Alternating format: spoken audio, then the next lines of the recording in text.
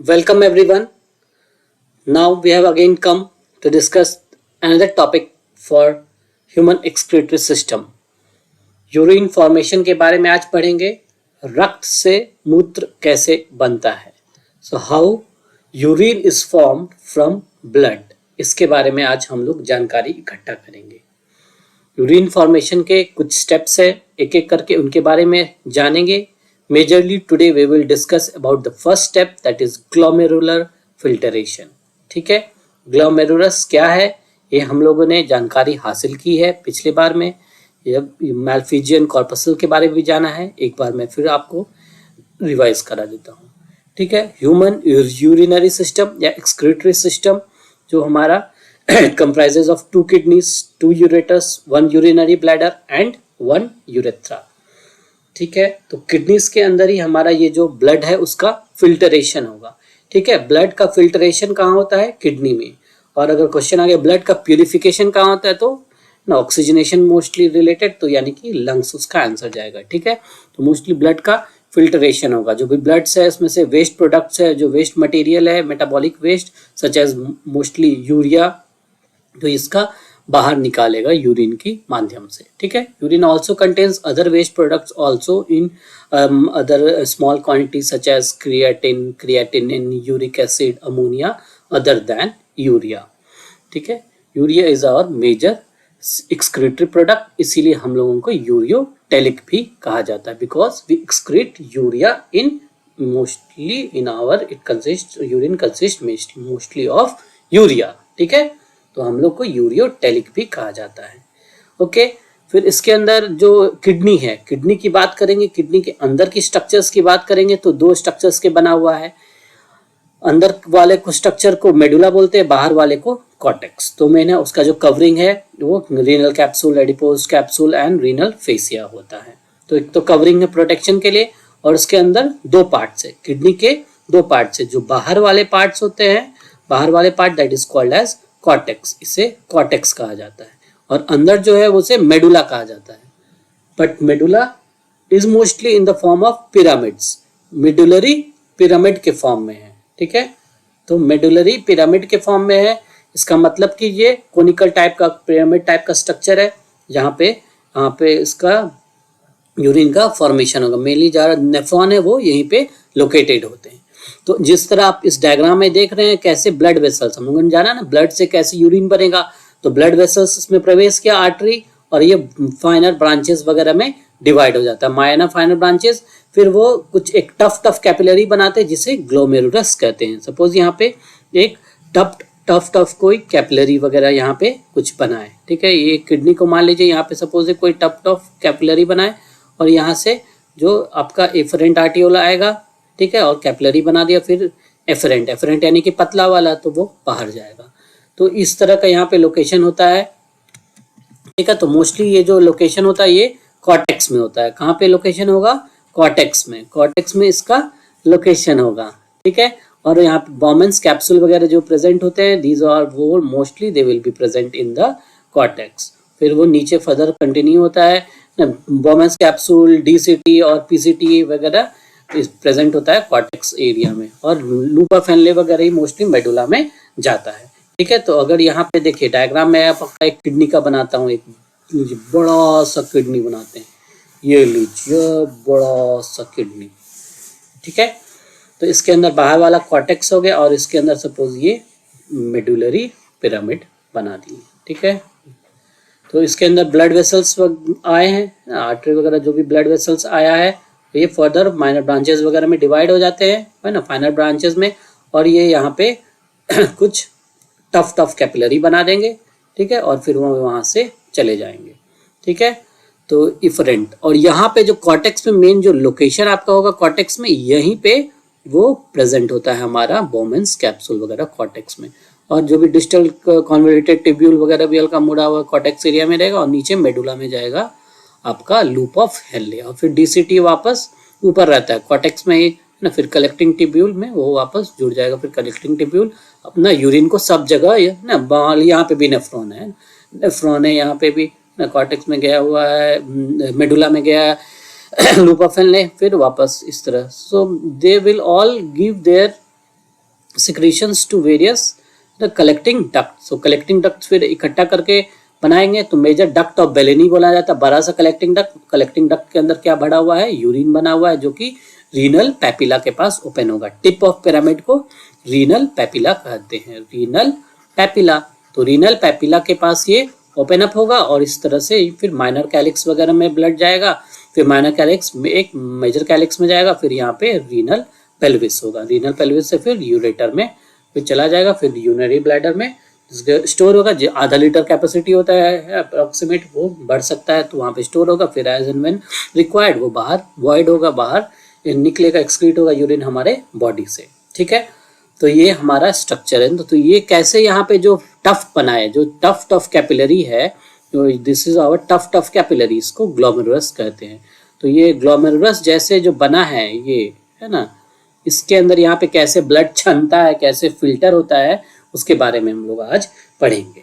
ठीक है, urine formation का फर्स्ट स्टेप है ग्लोमेरुलर फिल्ट्रेशन, सेकंड स्टेप होता है ट्यूबुलर रीअब्जॉर्प्शन और थर्ड स्टेप होता है ट्यूबुलर सिक्रीशन। बाकी दोनों को हम लोग नेक्स्ट क्लास में पढ़ेंगे। ट्यूबुलर फिल्ट्रेशन के बारे में जानिए कैसे आज फिल्टर हो रहा है। ठीक है, तो ये हमारा नेफ्रॉन का स्ट्रक्चर है ऐसा, और जो एफरेंट आर्टियोल फिर निकल के वापस एक नेटवर्क बना देता है, पेरीट्यूबुलर नेटवर्क, और जो कि लूप ऑफ हेनले के आसपास है ना, पीसीटी डीसीटी के आसपास हमें उसे समाया रहता है, वहां पे उसका आदान प्रदान होते रहता है। ठीक है, यहाँ से आएगा जाएगा होगा। ठीक है, तो इस तरह से यूरिया ऐसे बाहर है ना, जो भी जैसे जनरली यहाँ पे बहुत सारा चीज छन जाता है ना, जो जरूरत का सामान है ना, ग्लूकोज हो गया है ना, विटामिन हो गया, हार्मोन हो गया, अमाइनो एसिड्स है ना, जो भी वाटर, सब चीज यहाँ छन जाता है, एक्सेप्ट प्रोटीन और फैट्स बच जाते हैं। जो भी प्रोटीन हो गया या फिर फैट्स हो गया, वो ब्लड वगैरह में ना, जो भी प्लाज्मा वगैरह थोड़ा बहुत तो बचेगा ही, तो वो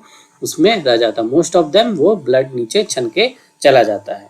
ठीक है, तो ये नीचे जैसे चला गया है ना, कुछ तो उसको जरूरत का सामान वापस भेजना होगा ना, तो वही वापस भेजने वाले चीज को ट्यूबुलर रीअब्जॉर्प्शन कहा जाता है। और कुछ वापस से इसको मिलेगा भी है ना, जो भी ट्यूब्यूल है उसको वापस मिलेगा भी, तो सिक्रीट उसे ट्यूबुलर सिक्रीशन करता है, ब्लड वेसल से वो वापस वहां से आएगा। ठीक है, तो ये इसके अंदर 3 स्टेप्स होता है। ठीक है, तीनों स्टेप्स को हम लोग एक एक करके ऐसे देखेंगे। देखिए, तो ग्लोमेरुलर ये जो कैपिलरी बनाया, फर्स्ट स्टेप क्या हुआ, 1 जो लिखा हुआ है, इसके अंदर फिल्ट्रेशन यहाँ पे हुआ, तो ग्लोमेरुलर फिल्ट्रेशन हुआ। फिर उसके बाद क्या बोलते हैं, रीअब्जॉर्प्शन, यानी कि ब्लड वेसल्स में रीअब्जॉर्ब हो गया ब्लड, सेकंड नंबर लिखा हुआ है यहाँ पे, तो ये रीअब्जॉर्ब हो गया, फर्स्ट हो गया, सेकंड हो गया। फिर थर्ड क्या है, सिक्रीशन, सिक्रीशन हुआ, यानी कि ब्लड वेसल से वापस कुछ चीजें, जरूरत की चीजें ना, जो आयन वगैरह मेंटेनेंस के लिए, पोटेशियम सोडियम पोटेशियम आयंस और हाइड्रोजन आयन मोस्टली ये सब है ना सिक्रीट हो जाता है ना। कुछ यूरिया वगैरह भी ऑस्मोलैरिटी मेंटेन के लिए सिक्रीट होते हैं, तो हम लोग वो तो डिटेल में पढ़ेंगे। तो ये तीसरा स्टेप हो गया वापस, और फिर उसके बाद जो फाइनल प्रोडक्ट जो बचा उसे वो यूरिन कहलाता है, फिर वो यूरिन चला जाता है। यानी कि सबसे पहले ब्लड का क्या हुआ, फिल्टरेशन हुआ, ब्लड छना पहले। ठीक है, फिर उसके बाद कुछ चीजें उसमें से जो जरूरत की चीजें फेंका गई, ग्लूकोज विटामिन हार्मोन वो सब रीअब्सॉर्ब हो गया। फिर उसके बाद कुछ चीजें सिक्रेट भी करता है, वापस दे दिया कुछ चीज आयन वायन मेंटेन वगैरह करने के लिए, तो कुछ चीजें फिर वापस से जुड़ गई, जिसको सिक्रीशन हो गया। यानी कि पहले पॉजिटिव, पहले तो फिल्ट्रेशन हुआ, उसमें से कुछ चीजें घटा दो, फिर कुछ चीजें जोड़ दो, तो ये बन गया आपका एक्सक्रीशन हो गया। यहाँ पे आप लोग ये देख सकते हैं, excretion is equal to filtration minus reabsorption plus secretion. तो इस तरह यूरिन फॉर्मेशन के 3 स्टेप्स है, glomerular filtration, reabsorption and secretion. Okay, now अब हम लोग यूरिन जो एक्सक्रीट करते हैं उसमें यूरिया होता है, तो यूरिया कहाँ अकर होता है, urea it occurs in the liver. Liver जो होता है माइटोकॉन्ड्रिया के अंदर, जो हमारे जो सेल्स होते हैं लीवर के सेल्स, जो हेपेटोसाइट्स होते हैं, हेपेटोसाइट्स के अंदर माइटोकॉन्ड्रिया होते हैं, माइटोकॉन्ड्रिया के अंदर यूरिया साइकिल होते रहता है। यूरिया साइकिल यानी कि एक साइकिल है जो कि एक हार्मफुल प्रोडक्ट अमोनिया बनता है, प्रोटीन जो भी मेटाबॉलिज्म होता है, मोस्टली एक्सेस प्रोटीन वगैरह हो गए या फिर नाइट्रोजन बेसेस हो गए डीएनए आरएनए के, तो उनसे जो रिलीज होता है, जो डिग्रेडेशन प्रोडक्ट जो निकलता है डीएमिनेशन के बाद, तो ये अमोनिया बनता है। अमोनिया बहुत ही हार्मफुल होता है, बहुत ज्यादा हार्मफुल होता है, तो उसको लेस हार्मफुल प्रोडक्ट में कन्वर्ट कर देता है, तो दैट इज यूरिया। तो यूरिया इज लेस हार्मफुल या लेस टॉक्सिक। तो इस ये यूरिया साइकिल कहाँ आकर होता है? लिवर के अंदर होता है, माइटोकॉन्ड्रिया में। और फिर यूरिया कहाँ एक्सक्रीट होगा? किडनी एक्सक्रीट करेगा। तो ये दो चीज याद रखना है, ठीक है। यूरिया एक्सक्रीट कौन करेगा? यूरिन, है ना। यूरिया फॉर्म करेगा, यूरिया का जो एक्सक्रीशन होगा वो किडनी कराएगा, ठीक है। और यूरिया का जो फॉर्मेशन होगा, यूरिया का जो फॉर्मेशन होगा वो कहाँ होगा? लिवर में, ठीक है। तो ये लिवर में होता है और यहाँ पे ये किडनी में एक्सक्रीशन होता है। तो ये दोनों चीज याद रखना है, ठीक है। तो यूरिया साइकिल जान लीजिए ना, बेसिक पूरा याद भी नहीं कर सकते तो बस इतना जस्ट याद रखिए कि अमोनिया और नाइट्रोजन वगैरह मिलके कार्बोमाइल फॉस्फेट एक कंपाउंड बनाता है। फिर ऑर्निथिन एक कंपाउंड होता है, ऑर्निथिन से जुड़ के सिट्रोलिन बनाएगा, सिट्रोलिन से फिर जुड़ के एक नेक्स्ट प्रोडक्ट आर्जिनोसक्सिनेट बनेगा, फिर आर्जिनिन बनेगा। फिर आर्जिनिन जब ऑर्निथिन बनने जाता है तो वो टूट के एक यूरिया भी बना देता है कि यूरिया कंपोनेंट, ठीक है। फिर यूरिया को वापस से वो ब्लड स्ट्रीम में भेज देता है, जो हेपेटिक वेन के माध्यम से, इंफीरियर वेना कावा, फिर हार्ट में जाएगा, हार्ट से पूरे बॉडी में चला जाता है, फिर पूरे बॉडी से वो होता हुआ जो डॉर्सल एओर्टा से ब्रांचेस रीनल आर्टरी के निकलेंगे, वहां से वो किडनी में चला जाता है, फिर किडनी से वो एक्सक्रीट हो जाता है, ठीक है। तो ये 3 स्टेप्स इस तरह से यूरिया वगैरह मोस्टली एक्सक्रीट हुआ तो यूरिन फॉर्मेशन हम लोग जानेंगे, ठीक है।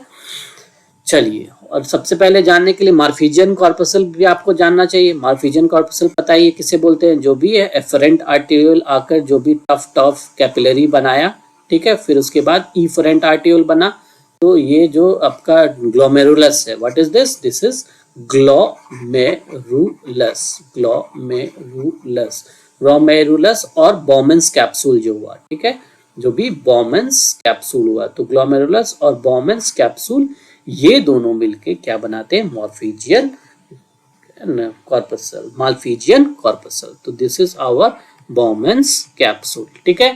तो बॉमेंस कैप्सूल प्लस ग्लोमेरुलस ये दोनों को मिला के माल्फिजियन कॉर्पसल बोलते हैं, ठीक है।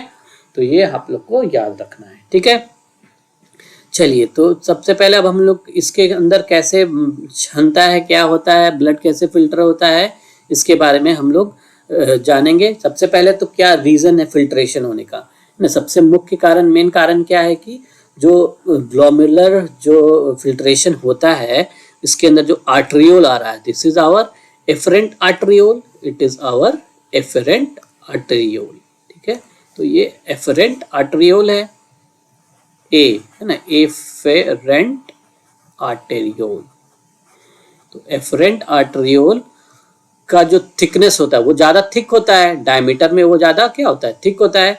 और जो ये छनेगा जिसमें से, है ना, जो कि आपका ग्लोमेरुलर कैपिलरी हो गया, तो ग्लोमेरुलर कैपिलरी, जो ग्लोमेरुलर कैपिलरी कैसा है? थिन है। ग्लोमेरुलर कैपिलरी कैसा है? थिन है। तो थिन है तो ऑटोमेटिकली इसमें प्रेशर ज्यादा होगा, है ना। जो मोटा चीज है, मोटा पाइप है, उसमें से अब ज्यादा ब्लड आ रहा, पानी, मोटा पाइप में से पानी जाइएगा उसका प्रेशर ज्यादा होगा, पतला वाला में से कम होगा। ज्यादा पानी बह रहा है, वॉल्यूम के कारण उसका प्रेशर ज्यादा होता है। तो ब्लड वॉल्यूम इसमें ज्यादा है एफरेंट में, थिक होने के कारण, तो प्रेशर उस पर ज्यादा पड़ रहा है दीवार पे। तो प्रेशर ज्यादा है, उसके वॉल्स पे प्रेशर ज्यादा पड़ रहा है, तो नीचे वाला में कम है, तो इसीलिए वो ऑटोमेटिकली छनने की ओर अग्रसर होगा। तो वो जो ब्लड खुद प्रेशर जो डाल रहा है, ब्लड का जो प्लाज्मा वगैरह, तो जो हाइड्रोस्टैटिक उसमें जो वाटर कंटेंट प्रेजेंट है ब्लड के अंदर, उसे ग्लोमेरुलर हाइड्रोस्टैटिक प्रेशर कहा जाता है, ठीक है। That is about 55 mm of Hg, ठीक है। और अब इसके विपरीत, इसके अगेंस्ट कुछ चीज काम कर रही होगी। एक तो खुद ब्लड जो है अपना उसका पानी डाल रहा है, उस ब्लड के अंदर ही एक और उसका एनिमी बैठा हुआ है, दैट इज ब्लड के अंदर जो कोलाइड्स है, प्रोटीन वगैरह जो है ना, वो उस पर प्रेशर, ऑस्मोटिक प्रेशर डाल रहे। जो भी ये प्रोटीन्स होते हैं जो ब्लड के अंदर, वो उसके ऊपर विपरीत जो कि मत जाओ, बाहर मत जाओ, बाहर मत जाओ, ठीक है। तो वो प्रेशर डालते हैं, that is called blood colloidal osmotic pressure, ठीक है, BCOP, that is equal to 30 mm of Hg, ठीक है। तो ये हो गया आपका। फिर देन इज इसके विपरीत एक और चीज एक्ट कर रहा होता है, that is capsular hydrostatic pressure. Capsular hydrostatic pressure मतलब कि जो हमारा बॉमेंस कैप्सूल है उसके अंदर भी, है ना, जो भी वाटर वगैरह का तो कंटेंट प्रेजेंट है ही, है ना, खाली तो नहीं है वो, तो वो भी इसके अंदर जो आ रहा है उसके विपरीत कुछ डायरेक्शन में बोलेगा मत आओ मत आओ, तो उसके अगेंस्ट काम करेगा। तो यानी कि ओवरऑल आप देखिएगा तो ग्लोमेरुलर मेन तो एक इसका जो मेन बाप जो है क्या है, जो ज्यादा वैल्यू है that is hydrostatic pressure of present of the efferent arteriole. Efferent arteriole की बात करी तो 55 उसका है, तो 55 में से जो उसके अगेंस्ट एक तो ब्लड में ही मौजूद है तो उसको घटाना होगा 30, फिर इसमें से कुछ घटाना होगा जो कैप्सूल इस पे प्रेशर डाल रहा है दैट इज 15। तो 55 में से 30 घटाइएगा तो कितना बचेगा 25, 25 में से 15 घटाइएगा तो बचेगा 10, तो that is equal to 10 millimetre of Hg इसका नेट आउटवर्ड प्रेशर हो गया ना। जो नेट आउट प्रेशर निकला वो इतना बचा, नेट प्रेशर इतना प्रेशर से वो फिर छनते हुए बाहर निकल जाएगा। ठीक है, तो ये एक तो कारण हो गया। तो छनने के लिए कुछ चीज चाहिए ना, स्पेसिंग होगा तब तो मालूम हम पैक है, पाइप में से पाइप पैक है तो निकलेगा कहाँ से भाई, ब्लड। तो ब्लड के अंदर भी माइन्यूट गैप्स होते हैं। आइए उन गैप्स और उन स्ट्रक्चर्स के बारे में जानते हैं। ठीक है, तो सबसे पहले मैं आपको उसके स्ट्रक्चर्स वगैरह के बारे में बता देता हूँ। ठीक है, let us now begin. I will draw a few diagrams about the structure of the Bowman's capsule as well as the glomerular capillary. जो कैपिलरी है, ठीक है, जो कैपिलरी आपका होता है, ठीक है, सपोज ये कैपिलरी, अब मैं ज्यादा बड़ा डायग्राम घुमा घुमाया डायग्राम नहीं बनाऊंगा, सिंपल सा एक डायग्राम आपको समझाने के लिए बता रहा हूँ। सपोज ये एक कैपिलरी है, तो ये देखिए यहाँ पे पहले हाथ से समझिए, ये देखिए सपोज ये कैपिलरी है, ब्लैक कलर का जो पेन दिख रहा है कैपिलरी है, सपोज है ना कैपिलरी।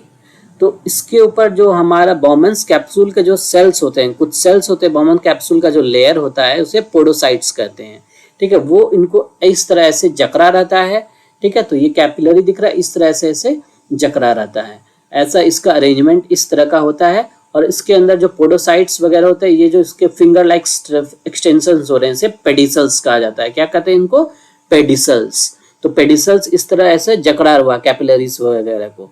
ठीक है, तो इनके बीच जो स्पेस क्रिएट हो रहा है उन्हें स्लिट पोर्स कहा जाता है। क्या कहते हैं, स्लिट पोर और फिल्ट्रेशन स्लिट। तो इसमें से फिल्टर होके ब्लड छन के बाहर जाएगा। ठीक है, और खुद ये तो हमारी बात कर रहे हैं जो बाहर जो कैप्सूल है उसकी, जो कैप्सूल है उसकी बात कर रहे हैं, और खुद जो ब्लड जिस पाइप में बह रहा है उसमें क्या होगा उसके बारे में तो जानना होगा। तो उसके अंदर भी एक स्ट्रक्चर होता है दैट इज कॉल्ड एज, जो हम लोग जानेंगे एंडोथीलियम होता है ना, नहीं भी जानते तो अंदर का एक लेयर होता है जिसे एंडोथीलियम बोलते हैं, जो इंटरमोस्ट लेयर है, जो कि ट्यूनिका इंटिमा होता है, अंदर का एंडोथीलियम होता है। एंडोथीलियम के बीच में स्पेसेस प्रेजेंट होता है, उससे फेनेस्ट्रा कहते हैं। ठीक है, स्पेसेस, और फिर बेसमेंट मेम्ब्रेन भी प्रेजेंट होता है उसके नीचे, बेसमेंट मेम्ब्रेन के बीच भी गैप होता है। ठीक है, तो इसको जूम करके मान लीजिए आप लोग देखेंगे तो जो जंक्शन बन रहा है कैपिलरी और जो कैप्सूल के वॉल के बीच में, ठीक है, तो वो कैसा होता है। ठीक है, सपोज ये देखिए कैप्सूल आपका, सबसे पहले मैं कैप्सूल के बारे में बता रहा हूँ। ठीक है, कैप्सूल का तो एक तो दो लेयर हो गया, एक तो जो बाहर इस तरफ का जो लेयर होता है उसे पैराइटल लेयर करते हैं, जो कि which is lined by squamous epithelial cells. तो this is the parietal layer. ठीक है, अब मैं दोनों को डिटेल में बता रहा हूँ। इसका सेल्स क्या क्या प्रेजेंट होते हैं, तो इसके अंदर जो सेल्स है वो दिख रहे हैं ऐसे चपटे हैं, तो उनको स्क्वैमस बोलते हैं। तो चपटा वाला फ्लैट जैसा है that is squamous cells. But जो कैपिलरी के आसपास वाला लेयर है जो कि विसरा, उसे विसरल लेयर बोलते हैं। ठीक है, वो थोड़ा सा अजीब है ना, वो उसके पैर वही में बताया जो फिंगर लाइक एक्सटेंशंस को घुमा रहा है। ठीक है, तो ये फिंगर लाइक ऐसा एक्सटेंशंस बनाया रहेगा। ठीक है, ऐसा मान लीजिए कि यहाँ पे कोई कैपिलरी ऐसे जा रहा है, सपोज ये ऐसा कैपिलरी मैंने बना दिया, तो इसका एक्सटेंड एक को मैं दिखा रहा हूँ। ठीक है, सपोज ये ऐसा इसका सेल है जिसमें कि न्यूक्लियस वगैरह है, तो ये इस तरह ऐसे ऐसे इसके ऊपर ऐसा बनाया हुआ है ना। इधर से भी इसका मालूम फिंगर आया है, फिंगर लाइक एक्सटेंशन इधर से भी आया इसका, है ना, पीछे की तरफ से ऐसे। ठीक है, तो ये इसका ऐसे इसको मतलब कि जकड़ा हुआ है। ठीक है, इस तरह से ऐसे पकड़ा हुआ है, तो ये इस तरह जो पकड़ा हुआ है, अब इसका नाम सब लिख देते हैं, क्या है, जो विसरल लेयर है ना, ये वाला लेयर क्या हो गया आपका, विसरल लेयर है ना, जिसके ऊपर पोडोसाइट्स वगैरह प्रेजेंट है। दीज आर द पोडोसाइट्स, है ना, ये पोडोसाइट्स है। ठीक है, विसरल लेयर। ठीक है, ये विसरल लेयर है, ठीक है। इनके सेल्स को क्या बोलते हैं, पोडोसाइट्स, ठीक है। जो they are a type of epithelium जो है, जो कि मॉडिफाई हो गए है ना। पोडोसाइट्स मतलब कि पैर, जिस साइड्स में जिसके पैर जैसा है ना, फिंगर जैसा जो एक्सटेंशन दिख रहा है, ठीक है। तो इस तरह का ऐसा एक्सटेंशन बना दिए, ये देखिए ऐसा सेल है, ठीक है। ये आपका सेल है ऐसा बना हुआ,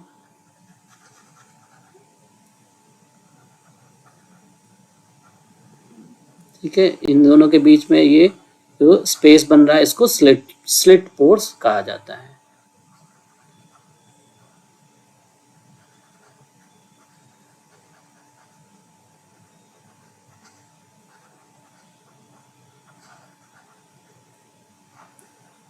ठीक है, सपोज ये एक पोडोसाइट बना दिया मैंने, ठीक है। इसका ये न्यूक्लियस को ऐसे ही सिंपल ऐसे मार्क कर देंगे, ठीक है। ये ऐसा सेल है।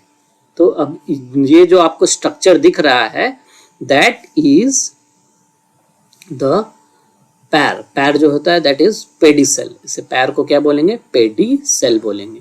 और जो गैप्स जो दिख रहा है ना, ये सब जो गैप्स है इसमें that are the slit pores. क्या कहेंगे, स्लिट पोर्स, ठीक है।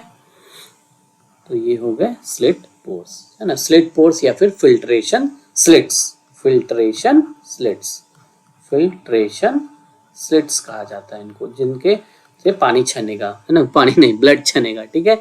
तो ये अब तो ब्लड बनाइए, देखिए ये रहा आपका ब्लड, है ना। ये ब्लड वेसल है जो कैपिलरी है ना, इसके अंदर ब्लड वेसल है। अब इसका सेल के बारे में बता रहे हैं। तो इसके अंदर जो एंडोथीलियम है, एंडोथीलियम बना हुआ है, ये आपका एंडोथीलियम सेल है। इसके बीच भी गैप्स प्रेजेंट होता है, उन गैप्स को फेनेस्ट्रा कहा जाता है, ठीक है। यहाँ पे भी होगा बट इस पे बनाऊंगा तो पूरा गंदा हो जाएगा, ठीक है। तो ये इन गैप्स को फेनेस्ट्रा कहा जाता है, ठीक है। एंडोथीलियल सेल है, इसको मैं मार्क कर दे रहा हूँ, इस तरह न्यूक्लियस है इसका। तो जो गैप्स इनमें जो प्रेजेंट है, जो गैप्स प्रेजेंट है, these are the gaps, these gaps are called as fenestrae, fenestrae, ठीक है। इनको फेनेस्ट्रे कहा जाता है। तो फेनेस्ट्रे किसका है, फेनेस्ट्रे ऑफ ना कैपिलरी, है ना। जो भी कैपिलरी है, ब्लड है, उसका फेनेस्ट्रे है, ठीक है। और ये पेडिसल है ना। पेडिसल किसका है, जो भी बॉमन्स कैप्सूल का ये है, ठीक है। ये बॉमन्स कैप्सूल का पार्ट है, ब्लू वाला, ठीक है, ठीक है। ये ब्लू वाले जो अंडरलाइन कर दिए हैं, these are the part of the Bowman's capsule. तो पोडोसाइट्स इस तरह कैपिलरी को झकड़ा हुआ है। और बीच में एक जो ये व्हाइट कलर का जो बनाया that is the basement membrane. तो बेसमेंट मेम्ब्रेन भी कोलेजन स्पेस जैसा, जैसे कि ये बेसमेंट मेम्ब्रेन बनाया मैंने, ठीक है। तो बेसमेंट भी कोलेजन फाइबर्स वगैरह प्रेजेंट होता है, प्रोटियोग्लाइकन्स, कोलेजन फाइबर्स। तो इनमें भी स्पेसेस प्रेजेंट होता है। क्या प्रेजेंट होता है, स्पेसेस। तो इनमें स्पेसेस भी प्रेजेंट है। ऊपर में क्या है, जो एंडोथीलियम है ना, ये एंडोथीलियल सेल है, एंडोथीलियल सेल है। इस यहाँ पे फेनेस्ट्रे प्रेजेंट है, देखिए सब स्पेस का नाम बता दे रहा हूँ। फेनेस्ट्रे प्रेजेंट हो गया। और नीचे जो इसको लाइन करेगा, सपोज ये है ना पोडोसाइट्स का लेयर है ना, ये पोडोसाइट्स का पैर वगैरह है, पेडिसल्स वगैरह है। तो इनके बीच ये जो कैप है, तो जिसे फिल्ट्रेशन स्लिट कहा जाता है, फिल्ट्रेशन स्लिट, ठीक है। तो यानी कि ब्लड वेसल कैसे बहता हुआ आएगा, ब्लड वेसल्स देखिए ऐसे होता हुआ आएगा ना, फेनेस्ट्रे से होता हुआ आएगा, इसमें तो स्पेस है ही।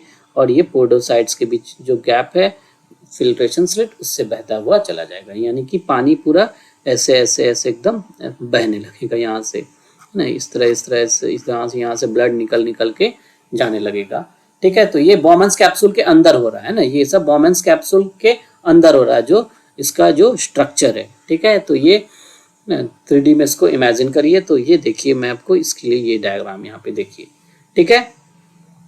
ये ऐसा बॉमन्स कैप्सूल के अंदर बना हुआ है। और इसके अंदर लाइनिंग के अंदर क्या बना हुआ है, पोडोसाइट्स, है ना। ब्लू कलर के जो सेल्स दिख रहे हैं, दीज आर पोडोसाइट्स। तो ये पोडोसाइट्स हैं,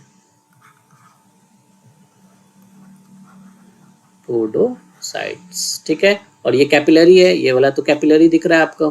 कैपिलरी को इस तरह से देर से कैसे पोडोसाइट्स घेरे हुए हैं, दिख रहे हैं यहाँ पे, है ना। ऐसे इस तरह से ऐसा पकड़ा हुआ है, जो मैंने बताया था ऐसे पकड़ा हुआ है, ठीक है। इस तरह से ऐसे जकड़ा हुआ है। और इसमें स्लिट्स बने हुए हैं, जो स्लिट्स पोर्स आपको इस डायग्राम में दिख रहे हैं, स्लिट पोर्स के थ्रू ब्लड निकल के जाएगा, ठीक है। और ऊपर में एंडोथेलियम बना हुआ है, ये देखिए एंडोथेलियम, इसमें फेनेस्ट्रे प्रेजेंट है, तो फेनेस्ट्रे से, और ये basement membrane, this is the this is showing, this what is shown is as, this is the basement membrane, ये BM है, BM लिख दिया, बेसमेंट मेम्ब्रेन, जो कि ब्लड वेसल का ही पार्ट होता है, कैपिलरी का ही पार्ट होता है, और ये वाला एंडोथेलियम है, ठीक है।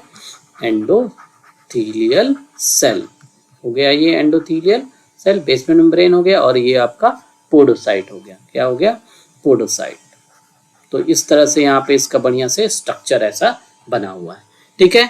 चलिए ओके, तो एक और डायग्राम है, डायग्रामेटिक व्यू है, इसको आप लोग देख सकते हैं किस तरह से ऐसे बढ़िया से पोडोसाइट्स घेरे हुए हैं कैपिलरी को, और उसमें से ब्लड छन के बाहर चलाएगा। तो एक तो रास्ता बना हुआ है ना, रीजंस क्या क्या हो गया अल्ट्राफिल्ट्रेशन का, एक तो खुद जो प्रेशर वाला जो है ना, एक तो जो प्रेशर डिफरेंस है ना, जो प्रेशर डिफरेंस क्रिएट हुआ है ना, प्रेशर डिफरेंस क्रिएट हुआ है ना, जो भी इसका डायमीटर डिफरेंस के कारण, किसके, डायमीटर डिफरेंस था, इसके वजह से प्रेशर क्रिएट हुआ, जो कि नेट है ना, आउटवर्ड प्रेशर कितना आया था, 10 mm of Hg, 10 mm Hg है ना। आर्टेरियोल और कैपिलरी में प्रेशर डिफरेंस है ना, डायमीटर डिफरेंस के कारण, ठीक है।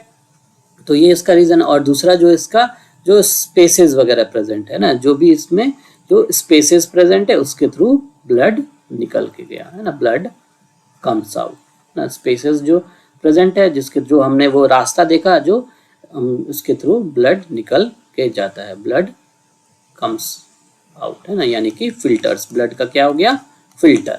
तो ब्लड इस तरह छन के चला गया, ठीक है। और छनता इस तरह है, इसको प्रेशर के अंडर होता है, तो इसे अल्ट्रा फिल्ट्रेशन बोलते हैं, ठीक है। अल्ट्रा फिल्ट्रेशन है ना, अंडर प्रेशर हो रहा है, इट इज अंडर प्रेशर, तो it is called as ultra filtration. और इसके अंदर बहुत सारे पार्टिकल्स बाहर ही चल जाते हैं ना, मोस्ट ऑफ देम, तो इसीलिए it is not a nano filtration नहीं, एकदम माइन्यूट फिल्ट्रेशन जो एकदम आयंस वगैरह को भी नहीं जाने देगा सिलेक्टेड, तो वो उस तरह का वो नैनो फिल्ट्रेशन नहीं है, अल्ट्रा फिल्ट्रेशन है। मोस्ट ऑफ देम बाहर ही चल जाते हैं, मोस्टली ब्लड के अंदर जो प्रोटीन्स हो गया है ना, एंड फैट्स है, जो फैट्स है वो they remain in the blood, blood में वो रह जाते हैं, ठीक है। फिर सारा चीज चला गया तो इसको वापस से लेना पड़ता है, ठीक है। तो इसीलिए ट्यूबुलर रीअब्जॉर्प्शन होता है, ठीक है।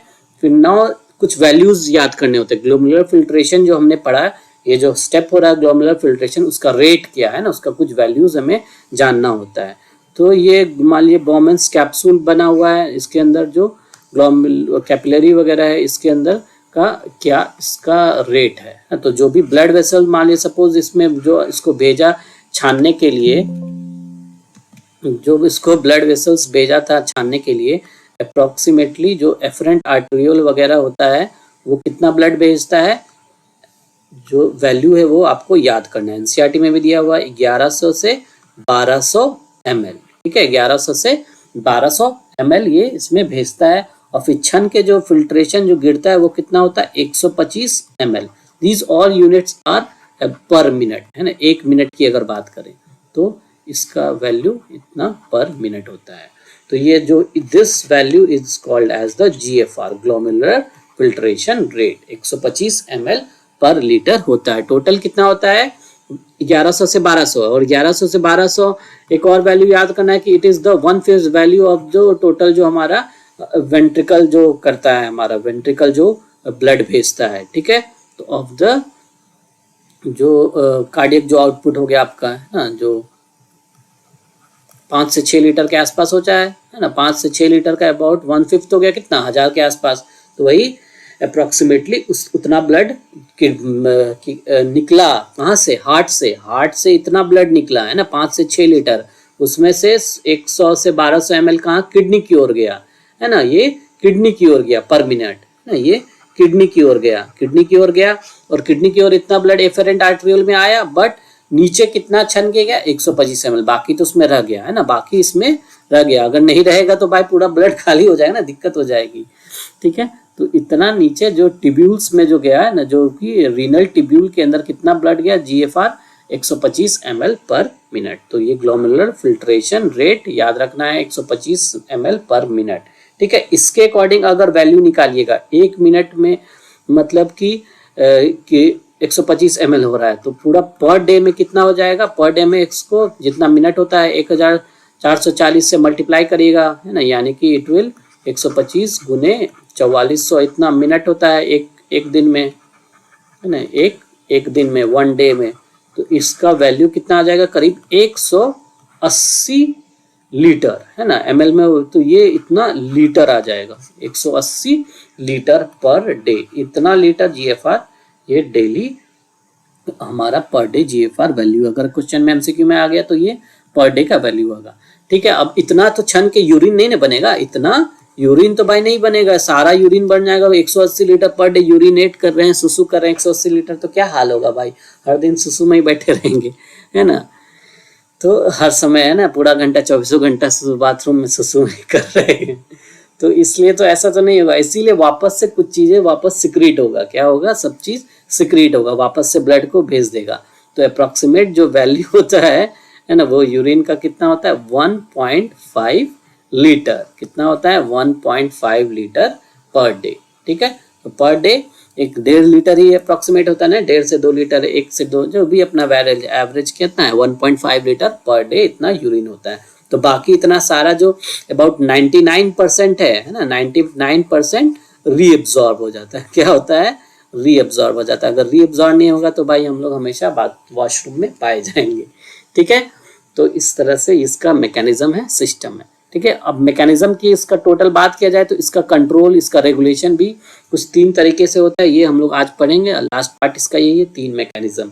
एक तो पार्ट को क्या बोलते हैं, JGA apparatus, है ना, जो जक्स्टा ग्लोमेरुलर apparatus, जक्स्टा, पहले फुल फॉर्म लिख देता हूँ, उसके बाद इसका मतलब समझिए क्या है। JG मतलब juxta glomerular, glomerular,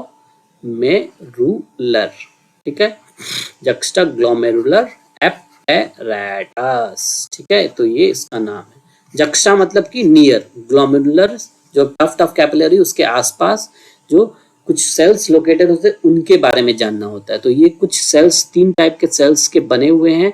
first sales का नाम जान लीजिए, जैसे कि हमारा जो कोई भी बॉमन्स कैप्सूल वगैरह ऐसा होता है ना, तो हम लोग बॉमन्स कैप्सूल तो ये पढ़े हैं इस तरह, और ये PCT और बनाता है, फिर ये लूप ऑफ हेनले वगैरह बन जाता है, और फिर यहाँ से DCT। तो DCT ना यहाँ पे इसके पास से गुजरता है, ग्लोमेरुलस के पास से गुजरता है। तो ग्लोमेरुलस के जब पास से गुजर रहा होता है ना, फिर वो कलेक्टिंग डक्ट में देगा, तो वहां पर भी इसके कुछ सेल्स एक दूसरे से सटे रहते हैं, चिपके रहते हैं, तो उन सेल्स के कुछ नाम जानने हैं, ठीक है। तो फर्स्ट सेल का नाम है मैकुला डेंसा सेल। क्या बोलते हैं बताइए, मैकुला डेंसा सेल, है ना। मैकुला मतलब डार्क स्पॉट ना, डार्क कलर का कोई सेल होता है, तो इनके बारे में हम लोग जानेंगे, मैकुला डेंसा सेल, ठीक है। फिर this is the first type of cell, ठीक है। नेक्स्ट सेल क्या है, JG cell, juxta glomerular cell, juxta glomerular cells, ठीक है। और तीसरा सेल्स क्या है, लैसीज सेल, ठीक है, लैसीज सेल्स, है ना। लैसीज सेल्स, या इसका लंबा नाम भी है एक्स्ट्रा ग्लोमेरुलर मेसेंजियल सेल, ठीक है। ये नाम याद कर सकते हैं तो बहुत अच्छा है, नहीं तो छोटा नाम याद रखिए, लैसीज सेल, ठीक है। तो ये 3 सेल्स होते हैं। अब इन 3 सेल्स के बारे में हम लोग जानते हैं। तो इन 3 सेल्स के बारे में हम लोग जानते हैं। मैकुला डेंसा सेल्स कहाँ पे प्रेजेंट होते हैं, जो डिस्टल कॉन्वोल्यूटेड टिब्यूल होते हैं उसके अंदर कुछ सेल्स मॉडिफाई हो जाते हैं, और वो जो उनका शेप होता है वो थोड़ा एपाइकली लोकेटेड हो जाते हैं। उनके अंदर जो न्यूक्लियस होते हैं वो थोड़ा से एपाइकली लोकेटेड होते हैं, जिनके कारण वो थोड़ा सा डार्क वगैरह दिखने लगते हैं, तो इन्हें मैकुला डेंसा कहा जाता है। तो ये मैकुला डेंसा हो गया, किसमें ये एक्ट एज सेंसर्स, तो ये सेंसर्स का काम करते हैं। और फिर कीमो रिसेप्टर्स, क्या बोल दीजिए, कीमो रिसेप्टर्स, तो जो भी केमिकल में कुछ चेंजेस आएगा उसके अगेंस्ट काम करते हैं। तो जैसे कि चेंजेस जो जनरली है ना, सोडियम आयन, है ना, सोडियम आयन हो गया ना, वाटर वगैरह, तो इनका जो मोस्टली ये इनको सेंस करता है। तो सोडियम आयंस की अगर कमी वगैरह हो गई तो ये जो नेक्स्ट सेल होता है JG सेल्स को एक्टिवेट कर देता है। अब JG सेल्स क्यों कैसा दिखता है, जेजी सेल्स भी डार्क दिखता है, तो बोलते हैं ये भी डार्क होते हैं। ये भी डार्क होते हैं क्यों, इसके अंदर एक एंजाइम सिक्रीट करते रहता है मॉडिफाई, इनके अंदर जो स्मूथ मसल सेल्स होते हैं। जेजी सेल्स कहाँ प्रेजेंट होते हैं, जो कि एफरेंट आर्टरियोल में। एफरेंट आर्टरियोल जो है, एफरेंट आर्टरियोल का जो स्मूथ मसल सेल्स है, एफरेंट आर्टरियोल के जो स्मूथ मसल सेल्स है, smooth muscle sales, smooth muscle sales इनके मॉडिफाई हो जाते हैं और उनके अंदर कुछ एंजाइम्स सिक्रीट करने लगते हैं, इसीलिए they are called also called as granular cells. ठीक है, JGA cells they are also called as granular cells. तो ये ग्रैनुलर दिखने लगते हैं। तो जेजीए सेल्स कैसे होते हैं, डार्क हो जाते हैं, इनके अंदर रेनिन प्रेजेंट होता है, तो रेनिन के कारण ये ग्रैनुलर दिखने लगते हैं, तो इनको ग्रैनुलर सेल्स भी कहा जाता है। They are modified smooth muscle cells. ठीक है, तो ये स्मूथ मसल सेल्स सिक्रीट करता है, एक तरह से एंजाइम काम करता है, रेनिन है ना, ये भी एक्टिवेट हो जाता है। सोडियम वगैरह का कमी हुआ है ना, या ब्लड प्रेशर का कमी होने के कारण सोडियम का ब्लड में कमी हुआ या वाटर का कमी हुआ, तो उसके कारण ये एक्टिवेट हो जाता है। एक्टिवेट होकर ये एक पर्टिकुलर एक सीरीज ऑफ चेन चलाता है, जो कि हम लोग पढ़ेंगे अभी, और जिसके कारण कि वो वापस से ब्लड प्रेशर को मेंटेन कर देता है, वापस से ठीक कर देता है, नॉर्मलाइज कर देता है। तो बैलेंसिंग का ये ब्लड प्रेशर वगैरह का बैलेंसिंग का मैकेनिज्म है, तो वो तो होगा ही। साथ में जो ग्लोमेरुलर फिल्ट्रेशन रेट है ना, ब्लड का वॉल्यूम घटेगा तो ग्लोमेरुलर फिल्ट्रेशन भी घटेगा, ब्लड का वॉल्यूम बढ़ेगा तो ग्लोमेरुलर फिल्ट्रेशन रेट भी घटेगा। तो ये दोनों एक दूसरे से रिलेटेड है, ब्लड वॉल्यूम और ग्लोमेरुलर फिल्ट्रेशन रेट। ठीक है, तो ब्लड प्रेशर का इसका direct relation to glomerular filtration rate. तो ये दोनों का जो पहले सेल्स के बारे में इसीलिए जान लीजिए। जो पहला जो एक सेल्स है macula densa cells. Macula densa cells distal tubule में प्रेजेंट है, जिसके अंदर की यूरिन वगैरह प्रेजेंट होगा, है ना, ये यूरिन वगैरह प्रेजेंट होगा ना। तो इसके अंदर जो भी इसका जो सेंसेशन सेंस बताएगा, है ना, या फिर अगर सोडियम आयंस की कमी को बता देगा ना, वाटर आयंस की कमी हो रही, वाटर की कमी हो रही है ना, तब ये फिर एक्टिवेट हो जाएगा। ठीक है, एक्टिवेशन होके ये किसको सिंबल देगा ना, या फिर ओवरऑल इसको बोलो कि बीपी है ना, ब्लड प्रेशर का कमी जब हो रहा है ना, ब्लड प्रेशर का जब कमी होता है तो जिसके कारण की सोडियम आयंस वगैरह का भी कमी हो जाएगा। तो जब ये तब ये एक्टिवेट होगा, तब एक्टिवेट होके it will activate A series, जो एक स्टेप होता है ना, एक एक एक एक तो वो हम लोग पढ़ेंगे इसके बाद क्या होता है। तो ये दो सेल्स के बारे में, पहले तीनों सेल्स के बारे में जान लीजिए। मैकुला डेंसा सेल्स जान गए कहाँ पे होता है। Macula densa cells are present in the distal convoluted tubule, mostly distal convoluted tubule में प्रेजेंट होता है, और वो डार्क हो जाते हैं क्योंकि जो इसके जो एपाइकल सेल्स होते हैं ना, जो एपाइकल न्यूक्लियस प्रेजेंट होते हैं, उसके कारण वो डार्क दिखने लगते हैं।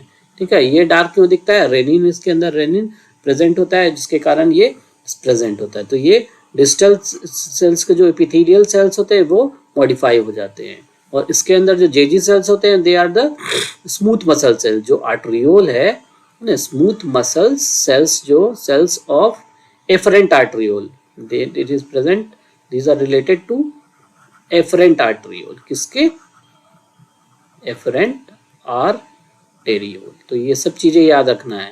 ठीक है, जेजी सेल्स किसके, स्मूथ मसल सेल्स मॉडिफाई होते हैं उसके efferent arteriole। ठीक है,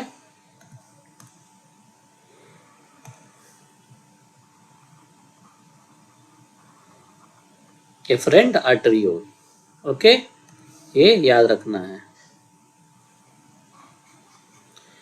रेनिन किससे रिलेटेड है, एफरेंट आर्टरियोल। तो ये ब्लड है ना, मतलब कि एक तो दोनों एकदम पास में है ना, तो यूरिन में कुछ कमी हो रहा है तो संकेत देगा रे गड़बड़ है, तो ब्लड में बोले ठीक करेगा, है ना, तो दोनों एक दूसरे से लिंक्ड है। तो इसीलिए ये जो मैकेनिज्म बनाते हैं that is called as juxtaglomerular apparatus का मैकेनिज्म। और तीसरा सेल है दैट इज लैसिस सेल। क्या है, लैसिस सेल, ये लेस लाइक पैटर्न होता है, इसमें लेस लाइक पैटर्न होता है, तो ये ऐसा दिखता है। ठीक है, तो ये एक और देखिए 3D डायग्राम में आप लोग इसको व्यू कर सकते हैं। जैसे कि एफरेंट आर्टरियोल आ रहा है, इसके स्मूथ मसल सेल्स है जो जिसको कि ग्रैनुलर है, क्यों, किसके पास रेनिन प्रेजेंट है, इसके पास रेनिन प्रेजेंट है, तो ये ग्रैनुलर हो गए, जो कि what are they are actually the JGA cells, they are actually the JGA cells. ठीक है, फिर जब क्लोराइड का घटना या सोडियम आयंस का घटना ना, इसको डिटेक्ट करेगा मैकुला डेंसा के सेल्स जो कि डिस्टल कॉन्वोल्यूटेड ट्यूब्यूल का प्रेजेंट है। डिस्टल कॉन्वोल्यूटेड ट्यूब्यूल है ना, इसमें यूरिन वगैरह प्रेजेंट होता है ना, यूरिन का ऑलमोस्ट खत्म हो रहा है ना, डिस्टल के पास, तो ये प्रेजेंट है। तो इट विल सेंस है ना डिक्रीज इन मोस्ट, है ना, इंक्रीज डिक्रीज दोनों कर सकता है, बट मैं बता रहा हूँ कि जब डिक्रीज हो जाएगा क्लोराइड आयंस है ना, डिक्रीज ऑफ सोडियम आयंस या फिर वाटर वगैरह की कमी जब होगी है ना, यानी कि these all represent overall decrease in blood pressure. Blood pressure में जब घट गया तब ये एक्टिवेट हो जाएगा, सेंसर है, सेंस करेगा, एंटीना का काम है, फिर वो सिग्नल दे देगा कि अपने बगल में जो ग्रैनुलर सेल है, ग्रैनुलर सेल बोलेगा अपना एंजाइम छिड़को जो रेनिन है ना, रेनिन फिर रेनिन जो भी है अपना एक्ट करेगा, कैसे क्या एक्ट करेगा उसके बारे में अब मैं बताता हूँ है ना। तो वो एक मैकेनिज्म होता है रेनिन एंजियोटेंसिन एल्डोस्टेरॉन जो एक सिस्टम होता है ना रास, तो उसके बारे तो हम लोग डिटेल पढ़ेंगे, बट बेसिक एक नॉलेज जान लीजिए, ठीक है। This is all A 3D beautiful 3D animation, जैसे कि ब्लड कैसे आ रहा है ग्लोमेरुलस में से, पोडोसाइट्स से घिरे हुए हैं और वो फिर फिल्टर होके नीचे जा रहा है ट्यूब्यूल्स में।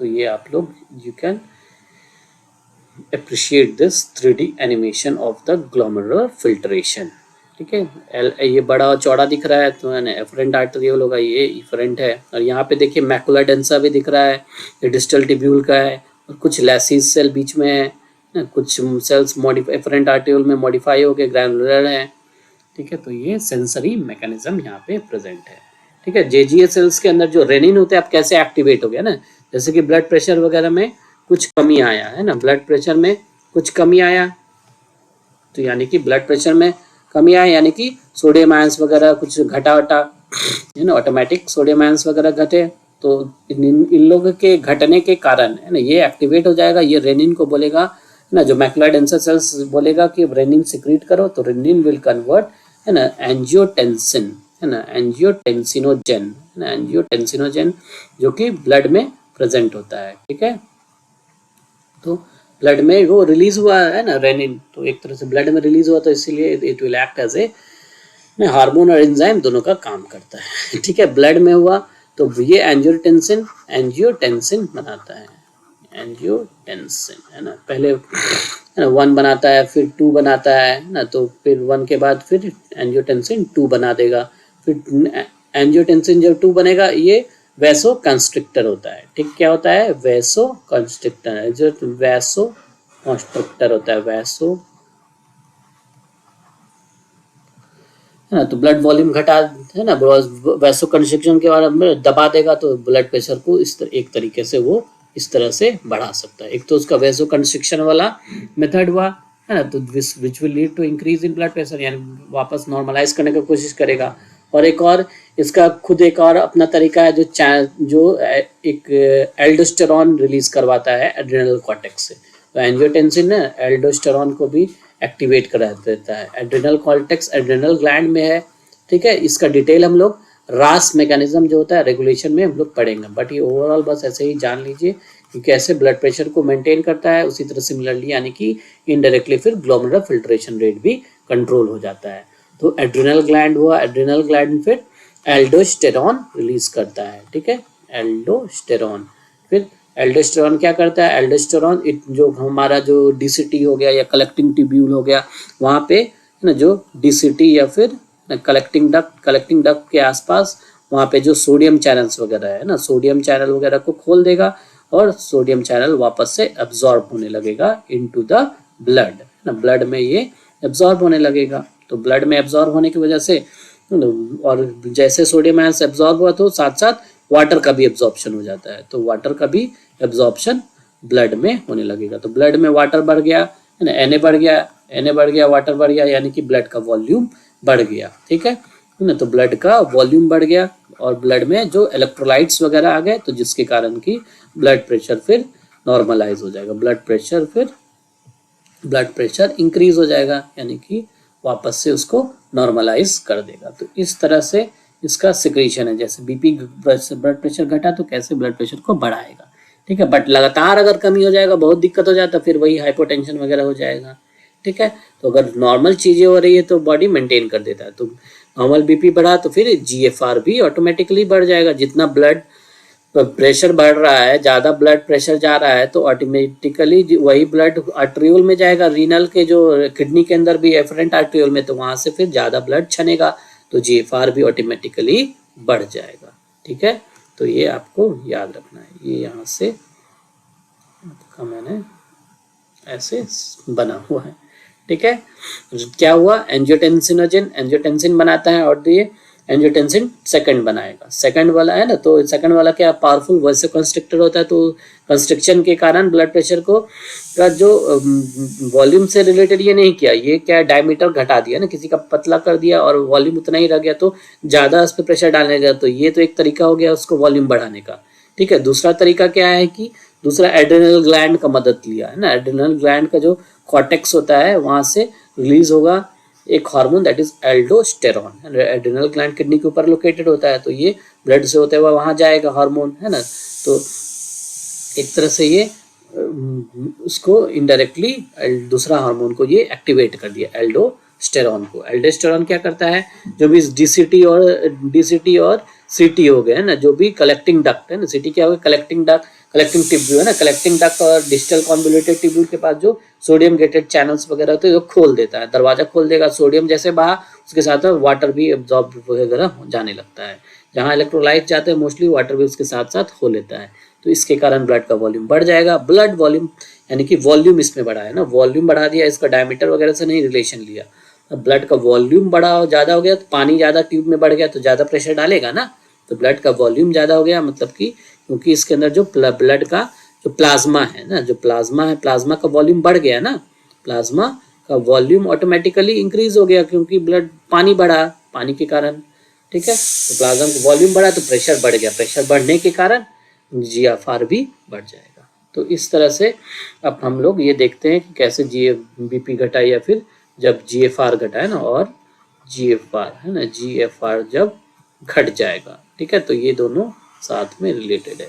कब हुआ ये ऐसा स्टार्ट करना है, व्हेन ब्लड प्रेशर और जीएफआर डिक्रीजेस, तब क्या होगा, renin will activate angiotensin. Renin है ना कहाँ पे काम करेगा, इस पे है ना, एंजियोटेंसिन को, एंजियोटेंसिनोजन इनएक्टिव फॉर्म, ओजन जिसमें लगाता है इनएक्टिव होता है, इनएक्टिव को एक्टिव कर दिया, फिर वो इस तरह से कैस्केड ऑफ एक सीरीज बनाता है। इसका detail we will study more, but इतना जान लीजिए कि जीएफआर को कंट्रोल करने वाला एक मैकेनिज्म जक्स्टाग्लोमेरुलर मैकेनिज्म होता है, जो कि 3 सेल्स का बना होता है। मैकुलर डेंसा जो कि डिस्टल ट्यूब्यूल में प्रेजेंट होता है, ग्रैनुलर सेल या जो स्मूथ सेल का मॉडिफिकेशन है एफरेंट आर्ट्रियोल में प्रेजेंट होता है, और एक और जो संकेत एक दूसरे से कम्युनिकेशन बना के रखने वाला होता है जो एक्स्ट्राग्लोमेरुलर मेसेंजियल या फिर लैसी सेल है। इसका function it can be related to the जो इसका कॉन्ट्रैक्शन कॉन्ट्रैक्टाइल प्रॉपर्टी वगैरह प्रेजेंट होता है, तो इट कैन कॉज इंक्रीज और decrease in size of the diameter of the blood vessels. ठीक है, तो ये उससे स्ट्रेचेबिलिटी से रिलेटेड इसका फंक्शन एक हो सकता है। लैसिस सेल के बारे में बात कर रहा हूँ। ठीक है, तो ये 3 सेल्स हो गया which form the JGA juxtaglomerular apparatus। ठीक है, नेक्स्ट मैकेनिज्म जीएफआर को कंट्रोल करने वाला मैकेनिज्म है मायोजेनिक, है ना। मायोजेनिक कुछ नहीं है बट इट इज एक्चुअली ये इंट्रिंसिक एबिलिटी होता है ना, जो भी इंट्रिंसिक है ना, इंट्रिंसिक है ना, इसका जो एबिलिटी होता है ब्लड वेसल्स का, उसकी बात होती है, intrinsic ability of blood vessels. Intrinsic ability क्या, कॉन्ट्रैक्ट करना, रिलैक्स करना according to change in blood pressure. Suppose blood pressure बढ़ गया इस बार, है ना, सपोज ब्लड प्रेशर बढ़ गया, है ना, तो जो भी इंट्रिंसिक एबिलिटी है, तो ब्लड वेसल्स बीपी जब बढ़ेगा तो इंट्रिंसिक एबिलिटी ऑटोमेटिकली क्या करेगा, it will try to, blood vessels will try intrinsic ability to contract, है ना, तो ये ब्लड वेसल्स कॉन्ट्रैक्ट करता है ना, ये इसका इंट्रिंसिक एबिलिटी है ना। इसका कारण वगैरह कुछ हो सकता है जैसे कि एंडोथेलियल सेल्स है ना, रीजन जानने की अगर जरूरत है तो जान सकते हैं। एंडोथेलियल सेल्स वगैरह ना, नाइट्रिक ऑक्साइड रिलीज करने लगता है ना, रिलीज उसका नाइट्रिक ऑक्साइड का release, NO is nitric oxide का रिलीज बढ़ा दिया तो उसको चाहे कॉन्ट्रैक्ट करने का ना वो कोशिश हो जाता है ना। ठीक है, डिक्रीज हो रहा है ना, नाइट्रिक ऑक्साइड का डिक्रीज होगा, क्या होगा, डिक्रीज। इसका सिक्रेशन अगर घटने लगा है ना, अगर NO का सिक्रेशन अगर घटने लगा तो it will try to contract itself, contract करेगा तो उसका डायमीटर ऑटोमेटिकली घट जाएगा, है ना, ये डायमीटर से रिलेटेड है, डायमीटर घट जाएगा, जो भी आर्टेरियोल है, आर्टेरियोल की बात कर रहे हैं तो आर्टेरियोल का डायमीटर घट जाएगा, आर्टेरियोल का डायमीटर घटा तो ब्लड प्रेशर भी घट जाएगा, ब्लड प्रेशर घटेगा तो GFR भी घट जाएगा, GFR भी घट जाएगा। तो इस तरह से हमारा GFR का रेगुलेशन हो जाएगा। ठीक है, तो ये एक तरीका हो गया। इंट्रिंसिक एबिलिटी हो गया ये ना, इंट्रिंसिक मतलब कि अंदर का, अपने अंदर का एबिलिटी है। जब भी ब्लड प्रेशर बढ़ता है तो blood will try to negotiate, है ना, तो इट विल, ये कोशिश करता है तुरंत, है ना, 10 सेकंड 15 सेकंड 20 सेकंड, है ना, इसके अंदर कंट्रोल करता है कि इसको अंदर ऐसा ठीक कर जाए ऑटोमेटिकली। नहीं हो पाएगा तब तो फिर प्रॉब्लम आएगा ही, डिजीजेस तो होगा ही। तो ये हो गया आपका आपके बारे में। ठीक है, चलिए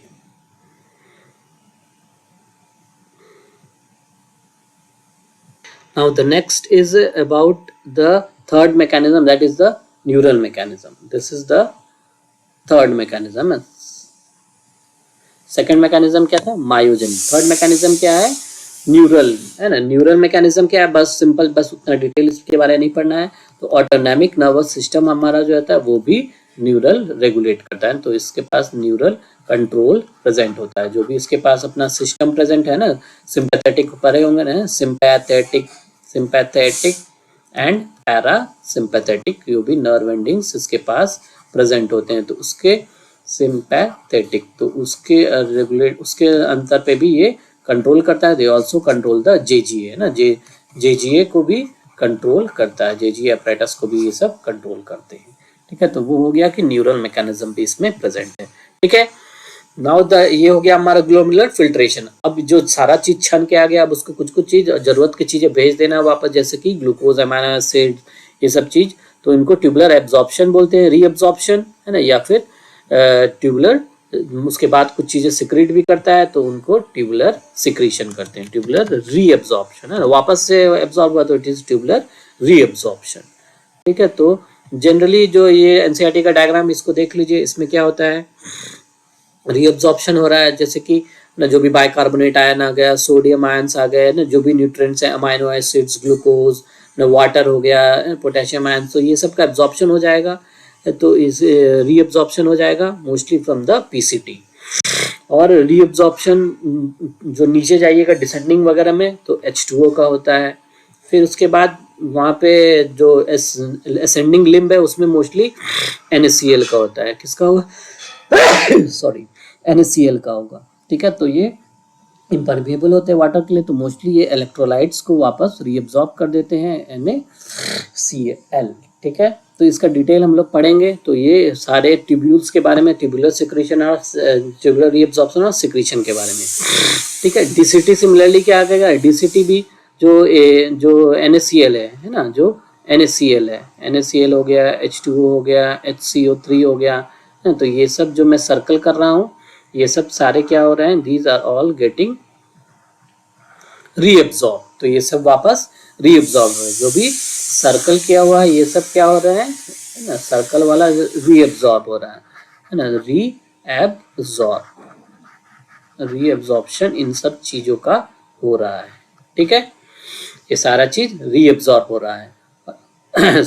और कभी कलेक्टिंग डक्ट में ना कुछ वाटर वगैरह का भी रीअब्जॉर्प्शन होता है ना, और जो ऑस्मोलैरिटी मेंटेन करने के लिए यूरिया का भी रीअब्जॉर्प्शन होता है। ठीक है, तो मेडुलरी कॉर्टेक्स की बात, मेडुलरी मैट्रिक्स की बात कर रहे हैं तो वहाँ पे भी यूरिया का रीअब्जॉर्प्शन होता है कलेक्टिंग डक्ट से। ठीक है, तो ये सब कुछ चीजें हैं जो हम लोग रीअब्जॉर्ब होंगी, और फिर कुछ चीजों का सिक्रीशन भी करता है। ये सारे जो ट्यूब्यूल्स है ना, PCT, loop of Henle, DCT, collecting duct, ये सब कुछ चीजें सिक्रीट भी करती रहती है ना, कुछ चीज सिक्रीट करेगी और वो डाल देगी, प्रदान है ना, दान दे देगी किसमें, जो यूरिन बन रहा है। ठीक है, तो H+, जैसे कि PCT हो गया, PCT वाला एरिया H+ देगा, है ना, और नाइट्रिक एसिड है ना, K+ भी वगैरह भी दे सकता है। तो ये जनरली जो pH वगैरह है ना, pH को मेंटेन करने के लिए, आयनिक कंसंट्रेशन जो हमारा है, आयोनिक कंसंट्रेशन वगैरह को मेंटेन करने के लिए ये इंपॉर्टेंट होता है, आयनिक एंड pH का कंसंट्रेशन। ठीक है, सिमिलरली जो DCT वगैरह है ना, इसके अंदर भी जो DCT वगैरह होता है, इसमें भी सेम वही चीज होता है ना, जो आयोनिक है ना, आयोनिक एंड pH, आयोनिक और pH पीएच का जो मेंटेनेंस होता है वो भी डीसीटी वगैरह में होता है। ठीक है, और यूरिया वगैरह का भी तो मैंने बताया, जैसे कि ट्यूबुलर सिक्रीशन वगैरह होता है, कलेक्टिंग डक्ट एंड ऑल से। तो इसका डिटेल हम लोग है वो नेक्स्ट क्लास में पढ़ेंगे। We will also first will see the cells, type of cells जो हमारे में प्रेजेंट है, फिर इसका फंक्शंस के बारे में हम लोग पढ़ेंगे। ठीक है, चलिए अभी के लिए सबको टाटा बाय बाय, नमस्कार। Do like the video. का समझ में आया, नहीं समझ में आया तो वापस से देखिए, फिर से सुनिए तो समझ में आएगा। प्लेलिस्ट में जाइए, पुराने वीडियोस के देखिए, अच्छे से कंसेप्ट समझ क्लियर करिए। Okay, and share the video with friends. To subscribe our channel doctor Joy biology classes. हमारा मोटो है स्टडी लाइफ। ओके, चलिए बाय बाय, चलो नमस्कार, टाटा।